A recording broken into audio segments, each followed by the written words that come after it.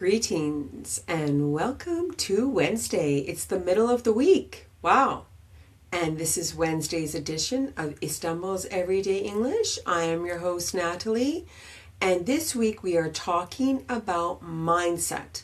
On Monday we talked about the growth mindset versus the fixed mindset and how to learn a language. Well, to succeed at anything, I would argue, we need to have a growth mindset. Yesterday, we talked about the one thing that will make a difference with your English learning, which was basically something many people don't want to hear. Daily practice. You need to look at English daily. Now, when I say look at English daily, I mean put your attention on English daily. You need to listen, speak, read, write, and think about English or in English every day. And part of the reason I believe that people find that difficult is because of failure and ambiguity. Failure we touched on Monday. We spoke about how if you don't fail, then you can't learn. And when we fail, our brains actually build stronger neural connections than if we succeed at a task the first time, for instance. Now, a lot of my students, when they speak English, feel embarrassed. They don't want to make a mistake. But this is a mistake because, again, only by making a mistake and failing do we learn. And this is tied to ambiguity. What does ambiguity mean? Ambiguity means not knowing. If something is ambiguous, you don't know what it is. This is ambiguity. Now, I was talking to a student recently who speaks very good English, by the way, and he was saying you have to embrace ambiguity in order to learn English. And he's 100% correct. Learners who try to understand everything are causing a big problem for themselves. It slows down their learning. They get all worked up about knowing everything. They think they have to know everything. You don't. This is not how you learn your own language. This is not how children learn things. Children accept ambiguity. They don't care about it. When we look at research, they say with language acquisition, if you understand 70 to 80% of what you're reading or listening to or hearing, if you know 70 to 80% of the input of what you're reading or listening to, then you learn well because you're not overwhelmed. It's not too much. You want to go easy on your learning. As I said on Monday, I think you also need to sleep. You learn and then you sleep. I think I said a few weeks ago, I said in one of the podcasts that we did studies on math learning, and we took 2 classes and we taught them the same math lesson. And then one of those classes had physical education class or gym class after their math class.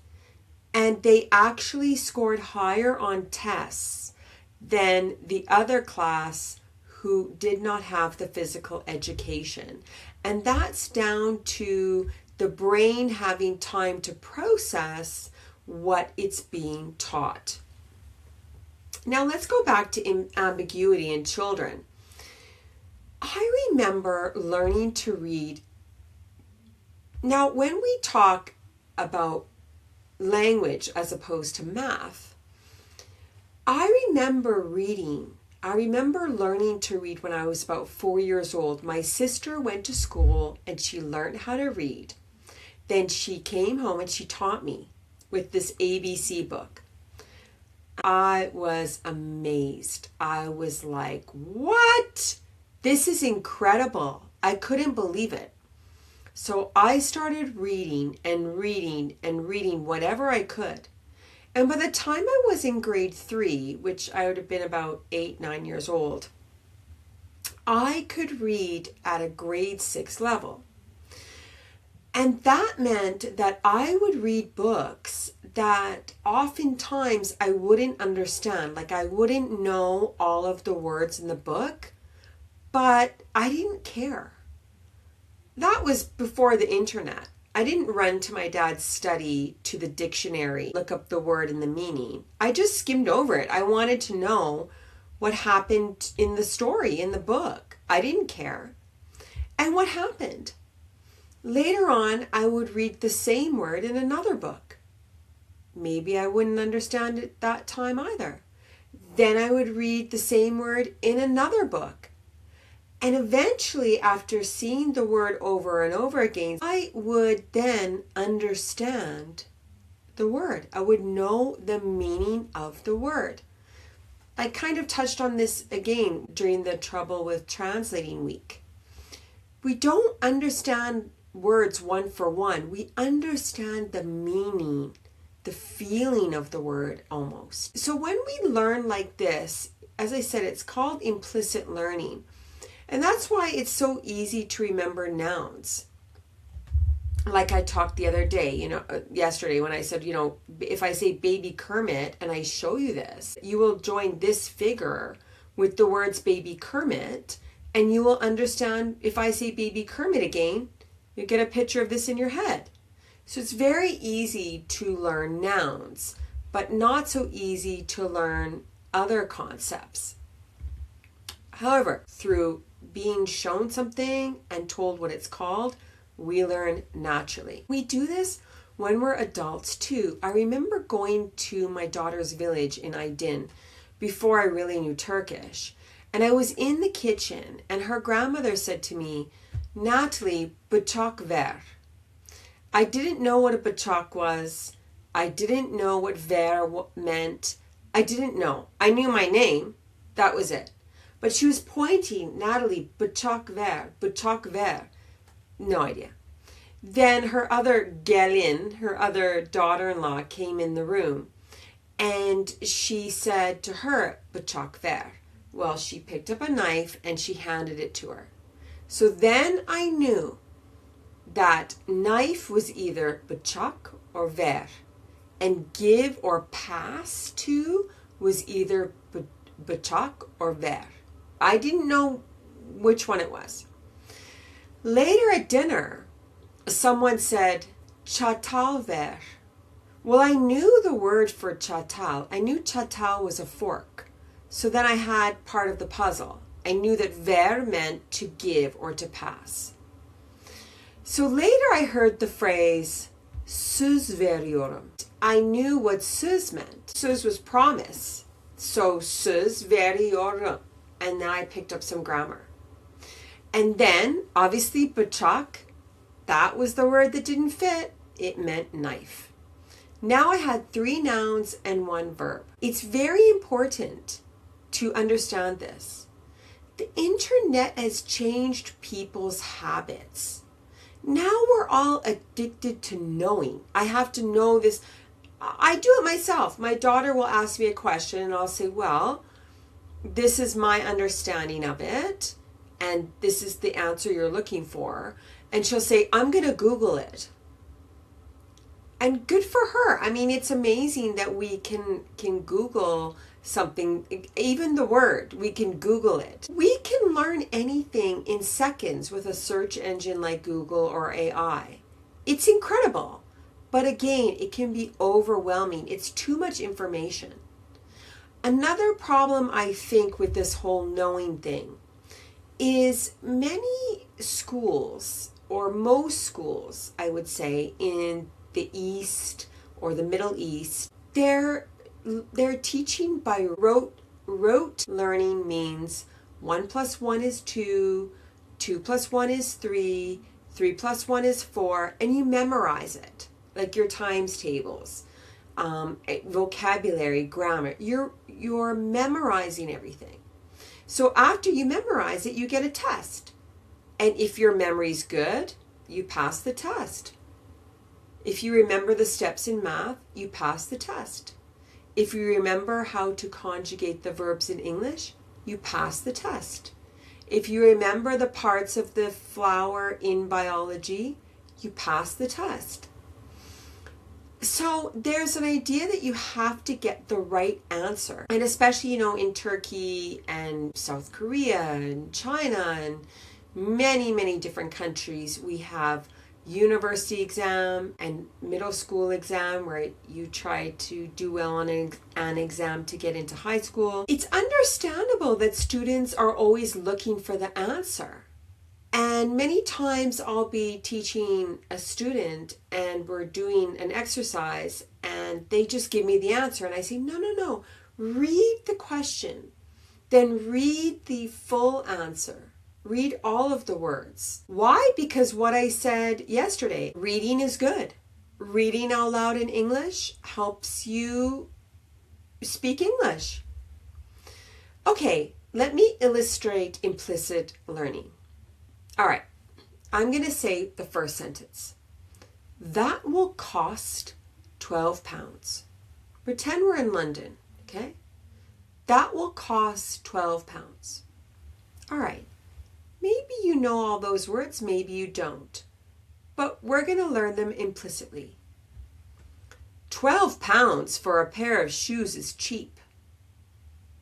£12 for a pair of shoes is cheap. The cost of a sandwich is £5. The cost of a sandwich is £5. That sandwich is so expensive. That sandwich is so expensive. Now let's say we don't know the meaning for the word cost. Now if I say that will cost £12, let's say I know what 12 means. And let's say I know that the currency in the UK is £12. So I know we're talking about money. Then I say £12 for a pair of shoes is cheap. Well, say I know shoes. Pretty basic word to know. £12 shoes. I know cost is connected with money. And then I say the cost of a sandwich is £5. I know my numbers. I know what a sandwich is. So I'm getting a clearer picture here. Cost sandwich £5. Now, if I said that sandwich is so expensive, well, I think £5 is fairly expensive for a sandwich. I think you can get cheaper ones in the UK. I might make the connection that expensive, in Turkish, if we pretend we're Turks in London, is pahalı. I might imagine that because £5, the sandwich is £5, the sandwich is so expensive. And then £12, shoes, cheap. I might figure out cheap is ucuz. That's implicit learning. Okay, let's try another one. The train leaves from platform 4. Okay, let's try another one before we really dig down. The train leaves from platform 4. The train leaves from platform 4. Say you know what a train is. Okay, that we know a train. That's all we know. What time does the next train leave? Okay, say I know what and time and train. Well, if I know what time train, I probably can figure it's about coming or going. And I've got that word leave again. All right, this platform is closed today.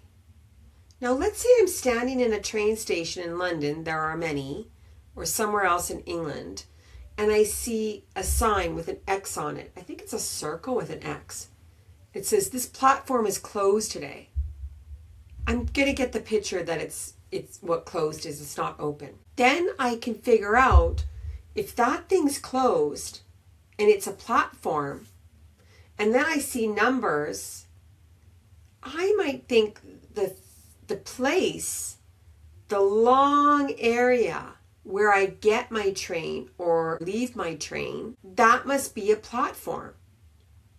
So then I'm understanding what a platform is. And then probably I'm going to be hearing like platform 2, platform 10. I'm going to know that platform has to do with trains in the train station in England. What about it leaves at 6 p.m.? It leaves at 6 p.m. So I've got the train leaves from platform 4. It leaves at 6 p.m. What time does the next train leave? Well, I might still think it's arriving, but then I can Google it. Still, it's implicit learning. I'm picking up the meaning of words from the other words around it and the situation I am in. Now let's pretend you just got transferred to London and your coworker says, I love to ride my bike to work.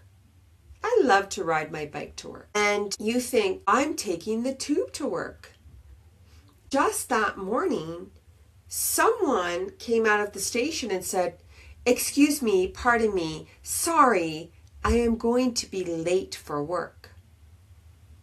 Excuse me, pardon me, sorry, I am going to be late for work. Now, you probably know what work is because you've been transferred to London. Let's continue. You go out for drinks with that coworker after work, and then they say, it's late. I better be going.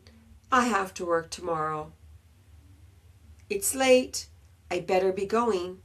I have to work tomorrow. You've heard late now twice. If you don't know what late is, you might start getting the picture. Someone's jostling you. Sorry, I'm going to be late for work.